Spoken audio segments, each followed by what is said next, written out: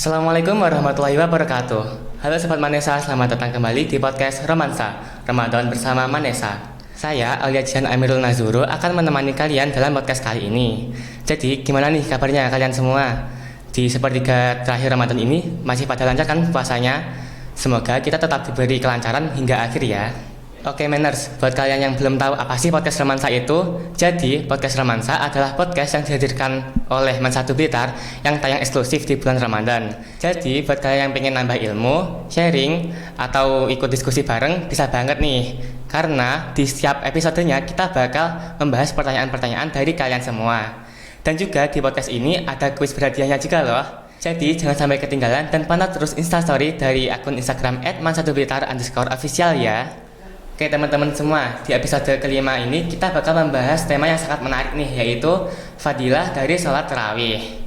Nah, samping kita sudah hadir pemateri, beliau merupakan seorang pengasuh dari Pondok Pesantren Al-Anwar dan juga pengasuh dari Ma'had Nurul Huda Man1 Blitar. Selain itu, beliau juga merupakan seorang tenaga pengajar di Man1 Blitar. Kalian pasti sudah bisa menebaknya kan? Ya betul, beliau adalah Abah Kiai Ahmad Junaidi SPG. Assalamualaikum Abah. Waalaikumsalam warahmatullahi wabarakatuh. Gimana kabarnya hari ini Abah? Alhamdulillah masih lemas ini karena puasa di titik-titik akhir penuh perjuangan. Alhamdulillah. Sudah berapa tempat nih yang Abah pimpin sholat tarawihnya kira-kira? Alhamdulillah kami istiqomah karena mengemban amanah, yaitu dulu sebelum Ma'had masuk kami sudah ngimami di pondok kami Al-Anwar. Kemudian ketika anak-anak Ma'had datang berarti full total untuk anak Ma'had masalah taraweh. Cuma beberapa hari karena kepentingan kami yang ada di Nahdlatul Ulama, kami sudah melaksanakan safari Ramadan sebanyak 4 tempat karena jatahnya, dan nanti sore kami juga akan di Dinas Perhutani sebagai juga safari, cuma safari yang khusus memang. Alhamdulillah Ramadan ini penuh berkah, apalagi setiap pulang dari masjid pasti dapat bingkisan takjil ini. Wah, alhamdulillah. Baik Abah Jun, Ya. karena kita sudah memasuki fase-fase terakhir bulan Ramadan ini, biasanya kan para jamaah sholat tarawih di masjid itu udah mulai berkurang ya. Ya. Kayaknya kita perlu deh membahas tentang fadilah-fadilah dari sholat tarawih supaya semangat kita untuk melaksanakan jamaah sholat tarawih itu nggak menipis nih. Ya. Nah, sebenarnya apa aja sih Pak fadilah dari sholat tarawih itu? Jadi fadilah sholat tarawih itu memang berangkatnya dari mana? Kalau yang disebarkan atau yang ditulis dalam setiap lembaga-lembaga fadilah awal, fadilah sani di setiap malam itu kan masih menjadi khilaf. Artinya khilaf itu dari kitab Duratun Nasihin itu secara konkretnya atau sanadnya itu masih diragukan. Apalagi melihat makna-makna yang terlalu bombastik seperti itu, kalau secara usul hadis itu dikatakan sebagai termasuk ciri-ciri kebohongan dalam hadis. Walaupun banyak ulama juga mengatakan tidak apa-apa kan, ini sebagai motivasi orang biar setiap malamnya melaksanakan sholat taraweh. Cuma juga seperti itu, kalau mengatasnamakan hadis, ya ulama banyak yang tidak setuju karena kekuatan rawinya itu tidak terdeteksi secara ulumul hadis seperti itu. Jadi kalau masalah fadilah jelas banyak, karena sholat ini berada di bulan yang mulia, yaitu di bulan Ramadan. Yaitu berangkat dari hadisnya Kanjeng Nabi, qala Nabi qala Allah taala as-saumu li wa ana adzi bihi. Jadi puasa itu milik saya Allah dan saya yang akan membalasnya atau memberikan ganjaran yang tidak seperti biasanya. Kalau biasanya seperti ayat Quran, man jaa bi hasanatin falahu asru amsalihha, setiap orang yang mendatangkan kebaikan maka dia akan dilipat gandakan minimal 10 kali lipatan. Tapi dalam puasa ini, maka ini tidak diketahui kelipatannya kecuali Allah sendiri yang mengetahui. Makanya dan puasa atau kok puasa sholat tarawih ini hanya ada di bulan puasa. Jadi secara fadilah pasti akan berbeda dengan sholat-sholat yang tidak di dalam kekhususan bulan Ramadan. Seperti itu. Nah, jadi gitu ya teman-teman. Jadi buat kalian yang masih bolong-bolong sholat tarawihnya itu, kalau bisa jangan dibolongin lagi ya, karena banyak banget nih fadilahnya. Dan juga pahalanya itu bakal dilipat gandakan. Ini dari teman-teman udah banyak nih yang nitip pertanyaan buat kita bahas. Dimulai dari yang pertama, dari akun Instagram @straaimz. Pertanyaannya, imam tarawih cepat, bolehkah makmum tidak membaca Al-Fatihah? Imam sangat cepat sekali bacaannya, juga sangat cepat sekali gerakannya. Dan pertanyaannya, bagaimanakah posisi makmum untuk imam yang seperti itu gitu? Iya. Ya, ini menarik kayaknya. Cuma sebenarnya dalam fikih itu ada standar-standar yang harus dipahami secara bersama, karena sholat jamaah itu intinya yaitu kesepakatan di antara makmum dan imam. Taruh kita memberikan hadis, suatu saat ada sahabat yang sholatnya itu terlalu lama, itu juga ditegur oleh Kanjeng Nabi karena di belakangnya ada ibu yang menyusui orang yang berburu-buru pergi ke pasar atau yang lain. Tapi kalau dalam konteks fikih itu ada dua, jamaah atau makmum itu ada dua, yaitu makmum yang jami atau ghairu mahsur, dan yang satu yang mahsur atau terkhusus bahasanya. Maka kebiasaan imam seperti itu harus diketahui oleh si makmumnya. Kalau pertanyaannya imamnya cepat, makmumnya bolehkah tidak membaca? Nah, ini yang repot. Jangan-jangan makmum yang tidak tahu kalau imamnya itu adalah memang sholat kilat, dan makmumnya tidak mempunyai kemampuan berkilat juga. Ini juga menjadi masalah. Jadi ini sebelum membahas, sarannya adalah imam sebelum melaksanakan sholat yang dikehendaki seharusnya atau sebaiknya imam memberikan tutorial sholat yang akan dilakukan. Kalau pertanyaannya adalah boleh tidak makmum meninggalkan Fatihah, Al-Fatihahnya ya. Iya. Kalau rakaat pertama dia posisinya masbuk, dia boleh tidak menyelesaikan Fatihahnya. Berarti kalau dia masbuk itu seperti apa? Masbuk adalah makmum yang tidak mengikuti atau menemui takbiratul ihramnya imam.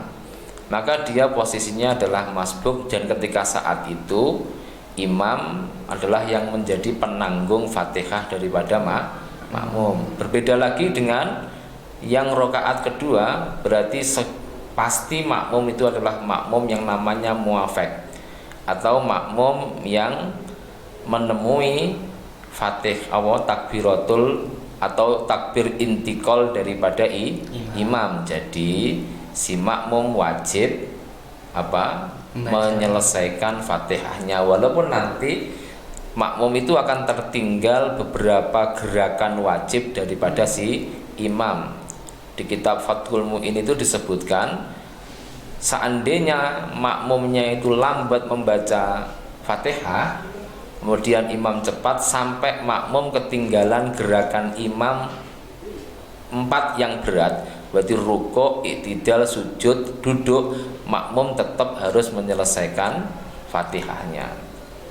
Ini kalau kita mengikuti konsep atau madhab Syafi'i, yaitu mewajibkan membaca Fatihah sebagai rukun daripada sholat gitu. Jadi tetap harus mengikuti dengan cara bagaimanapun dia harus mengikuti. Kalau dia tidak mampu ya cari imam yang lain saja. Seperti itu. Ya. Kalau semisal kita membacanya itu sebelum imam selesai membaca Al-Fatihah, apa juga boleh, Pak?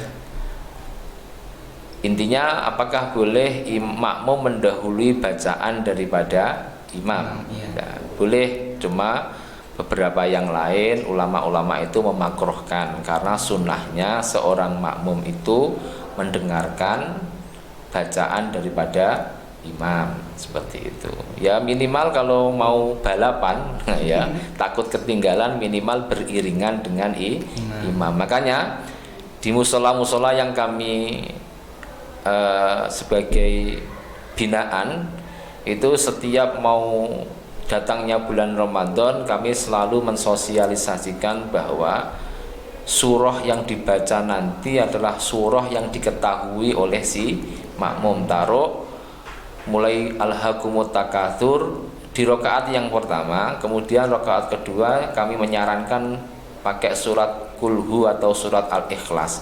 Biar apa? Si makmum bisa mendeteksi seberapa kemampuan kami atau kemampuan makmum untuk mengejar nanti kecepatan daripada imam. Maka tidak disarankan seperti banyak di musola itu Bismillahirrahmanirrahim Yasin Allahu Akbar, itu namanya ngeprank daripada makmumnya ya, seperti itu.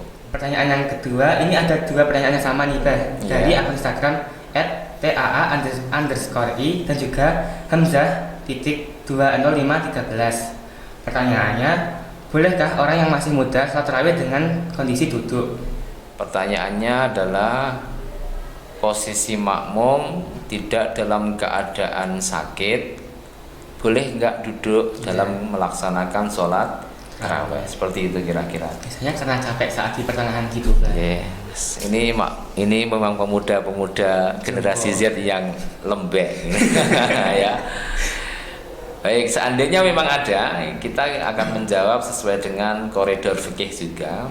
Jadi qiyam atau berdiri itu adalah rukun daripada sholat.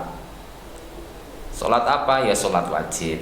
Jadi ketika mampu qadirun alal qiyam, dia harus berdiri.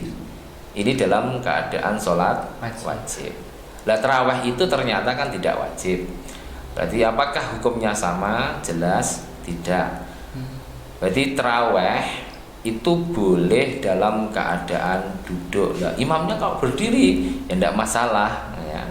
Ya mungkin sudah ada ibu-ibu mungkin yang sudah sepuh, tobatnya terlalu sepuh, akhirnya ikut sholat juga duduk semuanya, itu boleh di dalam keadaan.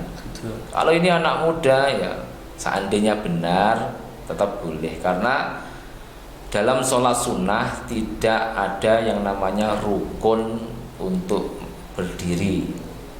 Berarti boleh dilaksanakan dalam keadaan duduk, terbaring atau terlentang, atau hanya kedep-kedep saja. Yang terakhir yaitu adalah bergeraknya hati.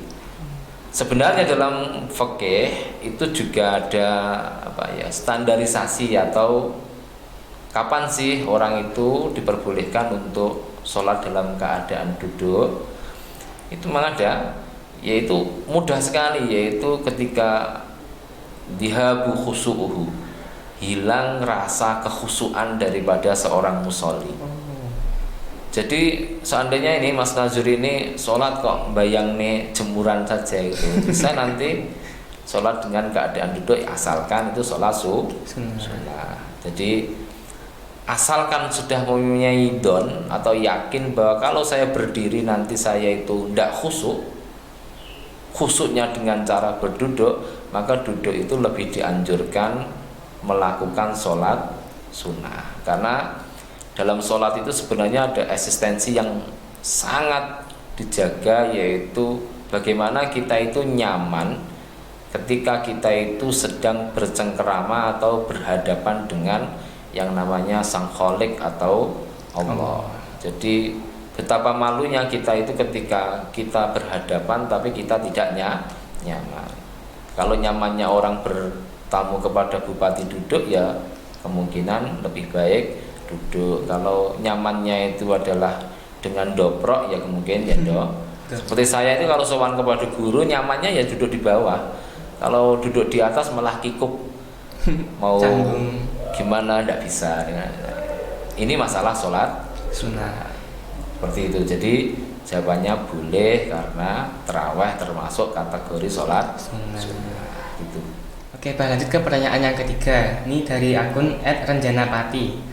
Pertanyaannya, Jika saat jamaah tarawih kita berhenti 2 atau 4 rakaat, apakah dianjurkan untuk melengkapi? Dianggap terawih atau tidak kalau kita yang berpendapat mungkin ya 20 seperti itu ya. Ini kembali lagi yang ke awal tadi, saya mohon keterangan saya bahwa bolehnya seorang yang sholat tarawih duduk itu kalau memang benar-benar masih bisa berdiri ya berdiri, ya. Iya. Jangan nanti menjadi deklarasi bahwa monggo sholatnya duduk mawon karena tidak wajib, ya nanti lucu, nanti pahalanya tidak terkurang. Ya. Ada orang yang sholat seharusnya ketika dia mengikuti sahabat Umar mungkin, yaitu pada tarawih itu mengikuti pendapat yang 20 rakaat. Kemudian dia tidak menyelesaikan secara full. Apakah dianggap sebagai kurang? Apakah tetap dianggap sebagai tarawih atau tidak? Secara etimologi atau secara bahasa pasti masih sudah dianggap tarawih, ya. Karena dia sedang bermakmum. Dan sahnya sholat itu kan setiap 2 rakaat 1 salam. Kalau pertanyaannya adalah apakah harus melengkapi atau tidak? Ya melengkapi jelas lebih baik, karena bagaimanapun sholat itu adalah sebagai pionir atau ciri khusus bagi orang yang mempunyai iman. Dawuhnya Kanjeng Nabi, yaitu likulli syai'in alamun wa alamul imani as-shalah. Tiap perkara itu pasti ada cirinya atau ada tandanya. Nah, tanda seorang yang mempunyai iman yaitu adalah sholat. Tapi yang jelas, seandainya pertanyaan itu muncul, apakah saya nanti harus melengkapi atau tidak? Kembali lagi bahwa sholat tarawih itu adalah sunnah. Jadi orang itu kalau berjamaah enaknya seperti itu. Taruh seperti ini.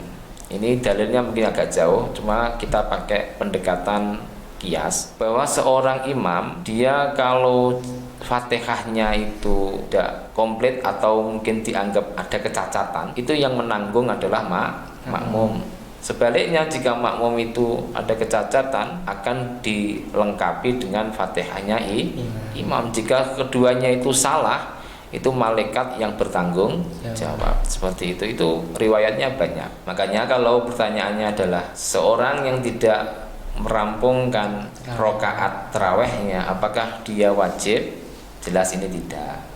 Cuma seandainya mau ya alhamdulillah, karena menunjukkan bahwa dia itu mempunyai keimanan, iman tenan, bahwa kalau dia itu tidak sampai menyelesaikan yang namanya perebutan pahala seperti itu. Ini jelas nanti kalau kita ngomong kepada anak-anak ya bilang saja ini tarawihnya harus 20 loh ya, atau mungkin pendapat yang mengatakan 8, ini tarawihnya harus 8 full ya. Biar apa? Untuk tarbiyah. Tapi secara ilmiah ini jelas tidak wajib. Wong berangkat sudah tidak wajib seperti itu. Jadi satu pun juga sudah dianggap sebagai tarawih. Atau satu itu maksudnya ya 2 rakaat seperti itu. Ya ini pemirsa biar tahu nanti, biar kemudian sholatnya Allahu Akbar di awal, kemudian di belakang masjid, kembali lagi ketika witir. Ya ini anak-anak seperti itu biasanya. Baik, Bang, lanjut ke pertanyaan yang keempat dari akun LTFTNNIS. Iya. Pertanyaannya yaitu, apakah ada kisah atau riwayat yang menunjukkan fadilah salat tarawih dari para sahabat Nabi Muhammad SAW? Kalau riwayat adakah? Ya pasti ada.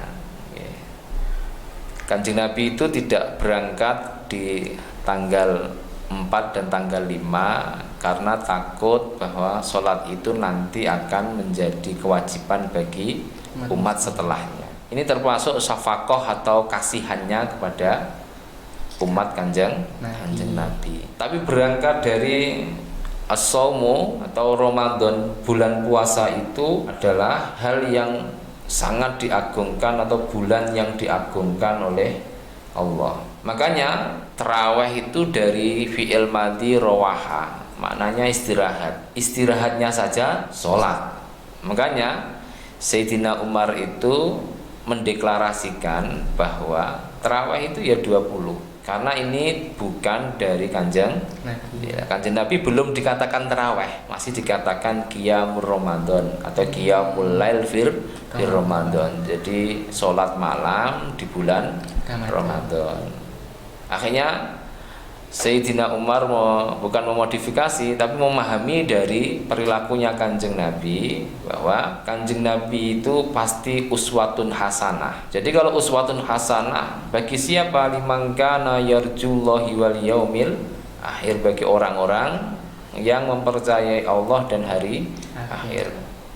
Kalau kita melihat seperti itu, Sayyidina Umar itu mau mengejar apa yang dilakukan oleh Kanjeng Nabi. Dan dalam riwayat-riwayat itu Sayyidina Umar itu ketika 4 rakaat itu tidak berdoa seperti kalau di sini, Allahumma sholli ala Muhammad, shollu alaihi, Allahumma sholli alaihi, seperti itu tidak, tapi tawaf. Jadi memang saat itu mungkin hegemoni beribadahnya itu luar biasa, nyaman, tenang. Di sini kan enggak, sholat tarawih itu menjadi beban. Makanya orang-orang itu yang rame sholatnya adalah yang paling cepat sholatnya, atau yang rame musolanya adalah yang paling cepat sholatnya. Kalau dulu enggak. Jadi riwayatnya adalah Sayyidina Umar tarwihun, beberapa kali istirahatan, maknanya yaitu dengan beberapa kali tawaf. Artinya senyaman itu para pendahulu kita atau para sahabat itu untuk bertaqarrub atau mendekatkan diri kepada Allah, sampai-sampai ketika disuruh istirahat saja istirahatnya adalah sholat, seperti itu. Lah boleh ndak ikut kepada sahabat? Jelas boleh. Dakwahnya Kanjeng Nabi, man iktadaihim ihtadaihim. Siapa orang yang mengikuti para sahabat maka dia akan mendapatkan jalan atau hidayah. Alhamdulillah ini orang-orang di sekitar kami itu selama kami safari Ramadan itu sholat ngisanya mungkin kadang enggak, tapi malah ikut terawih. Ini banyak. Kami ketika ditanya itu sah apa enggak? Ya sah saja. Sahnya sah sholat terawihnya. Masalah sabuan ora suwalan itu ya biarkan. Ya. Kan istilahnya sholat tarawih itu sabuk, sholat isya itu adalah celananya. Berarti memakai sabuk tapi tidak memakai celana, karena yang wajib tidak dilakukan. Tapi ya biarkan saja, karena mungkin pendekatan keagamaannya dimulai dari hegemoni orang-orang melaksanakan sholat tarawih. Makanya saya itu kalau ini roadshow di musola-musola itu yang paling saya tekankan, imam-imam jangan menjustifikasi para makmum mu'alaf. Kan biasa mengatakan, buat apa sholat tarawih kalau tidak sholat ba'diyah? Kita itu tahu derajatnya memang tinggi si ba'diyah, cuma sholat tarawih tanpa ba'diyah, sholat tarawihnya tetap sah. Nah itu kita memburu yang sahnya dulu aja. Ini yang kami sering deklarasikan kepada imam-imam itu.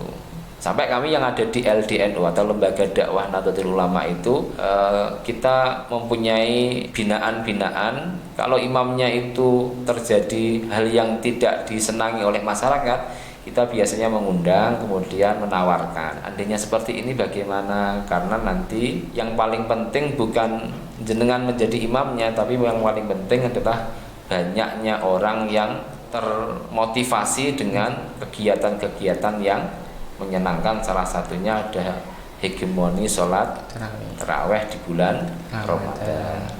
Alhamdulillah seperti itu. Lanjut ke pertanyaan yang kelima dari akun Instagram @zhrwardani.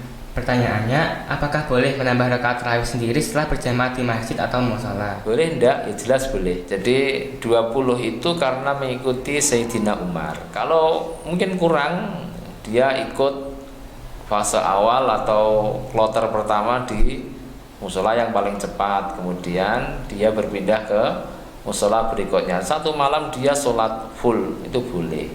Namanya tetap tarawih atau tidak? Ya tetap. Kalau jamaahnya di sana niat tarawih, berarti ya tetap ikut yang namanya niat tarawih.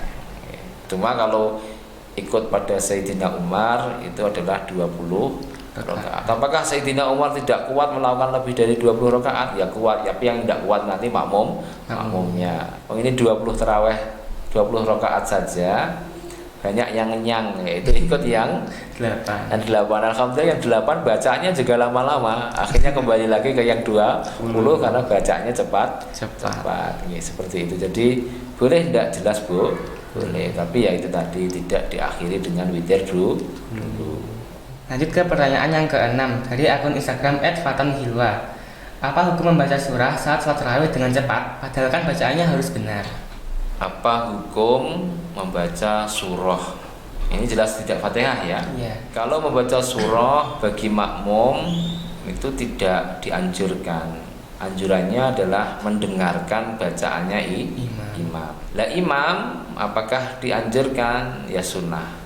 Tapi seandainya tidak, tarawihnya tetap sah karena bacaan surah itu tidak termasuk min arkanis sholah, yaitu yang min arkanis sholah atau rukun daripada sholat, yaitu adalah yang Fatihah pada madhab Syafi'i. Jadi sekali lagi ini kembali yang seperti awal tadi, bahwa niatnya mau apa. Kalau niatnya memang sedang berdakwah mengajak orang-orang biar ikut sholat tarawih ya, dan orang-orang tidak tahan dengan terlalu lamanya sholat, maka itu baik. Tapi kalau memang niatnya memang takarub, ya kami mohonlah ya, mohon sholatnya yang tidak terlalu cepat. Ya kira-kira sholat tarawih itu setengah jam lah, setengah jam dengan tir dan isaknya itu sudah baik. Kalau yang di mana-mana itu ada yang 7 menit itu ya nanti ibu-ibu ya bisa boyokan. Tapi kalau makmumnya memang muda-muda dan sebelum sholat itu ada yang namanya briefing dulu, jelas boleh. Karena bacaan dalam sholat itu apakah harus dengan menggunakan tajwid yang benar? Jelas standar ini akan kesulitan untuk diterapkan. Seandainya ada A itu waladhdallin itu 5 harokat itu dengan 5 harokatnya yang lain jelas berbeda. Maka kalau fikih itu menginstruksikan atau membahasakan bahwa sholat yang sah itu yang tidak taghyirul makna, yang tidak merubah makna tersebut. Jadi seberapa pun cepat, kalau dia memang sudah pro ya bahasa pro ya, ini tetap bisa saja karena dia tahu mana-mana yang rawan dalam pengucapan yang akan menimbulkan makna yang berbeda. Taruh seperti ini, iyaka, dalam lafaz iya itu ada tasdidnya. Iyaka, hanya kepada kamu. Tapi kalau sekali hilang tasdidnya, iyaka itu namanya adalah bahasa Arabnya su'a'u sams, yaitu sinar daripada matahari. Maka maknanya akan fatal. Iyaka na'budu, hanya dibaca tidak ada penekanan iyaka na'budu, maka maknanya pada cahaya matahari kita akan menyembah. Lah ini beda. Padahal sebenarnya iyaka itu hanya kepada engkau Allah kami menyembah. Jadi cepat atau lambat itu kembali lagi tergantung kepada orangnya masing-masing. Kalau orang yang membaca cepat dia pro, ya tidak masalah. Saya itu punya istri hafal Quran, dia itu membaca 1 juz. Dan saya pernah menyemak tuh, bertahun-tahun saya menyemak. Ya walaupun tidak 30 juz, tapi sering menyemak. Itu bisa membaca 1 juz itu tidak lebih dari 15 menit. Tadi 12 menit, kadang ya 15 itu sudah selesai 1 juz. Lah saya itu sampai setengah jam, lidah saya itu kandil. Jadi terlalu cepat kelempet-lempet. Kalau istri saya enggak, itu bisa semuanya. Harokatnya tidak hilang, tasdidnya juga tidak hilang. Maka kita menghukumi orang yang sholat cepat itu bagaimana hukumnya? Ya tergantung orangnya masing-masing. Asalkan tidak merubah makna daripada bacaan, tetap kita mengatakan sebagai sholat yang sah. Itu ada orang yang salah tapi tidak terasa, itu beda lagi kan ya. Karena sudah alon-alon tapi ternyata masih salah, itu kan berarti ya tidak apa-apa. Jadi hukumnya membaca surah tetap sunnah, tidak mengganggu eksistensi sholat. Masalah cepat atau tidak, itu sah atau tidak, dikembalikan lagi bagi orang yang membaca, dia sadar apa tidak dengan bacaannya. Makanya kenapa guru-guru TPQ itu ketat sekali dalam mendidik peserta didiknya dalam keadaan sholat, karena orang Jawa itu tidak paham yang dibaca.